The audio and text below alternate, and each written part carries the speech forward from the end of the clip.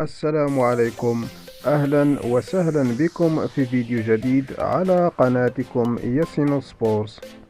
تتجه الأنظار صوب ملعب لا سيراميكا الذي يستضيف مواجهة ريال مدريد ضد فياريال في قمة مباريات الجولة 21 من الدوري الإسباني، في مواجهة نارية لا تقبل القسمة على اثنين.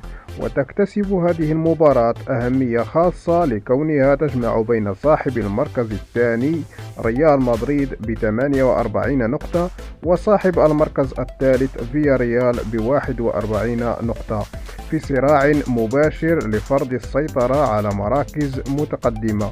ويسعى الملكي لتضييق الخناق على المتصدر، معولا على ترسانته الهجومية الفتاكة بقيادة كيليان مبابي وفينيسيوس جونيور لفك شفرة دفاعات الغواصات الصفراء.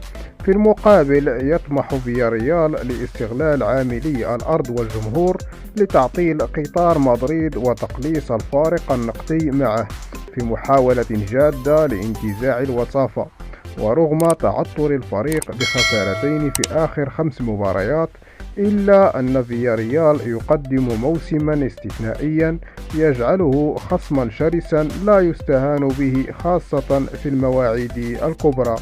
تاريخيا تميل مؤخرا لصالح ريال مدريد، حيث خسر الفريق الملكي مرتين فقط في آخر 17 مباراة خاضها ضد فياريال.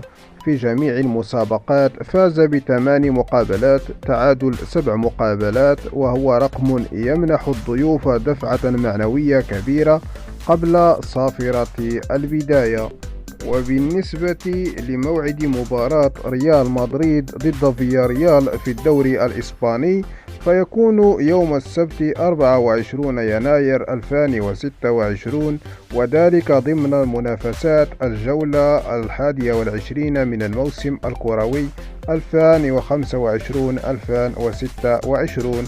ومن المقرر أن تنطلق صافرة بداية اللقاء في تمام الساعة 10 مساء بتوقيت القاهرة، و11 مساء بتوقيت مكة المكرمة.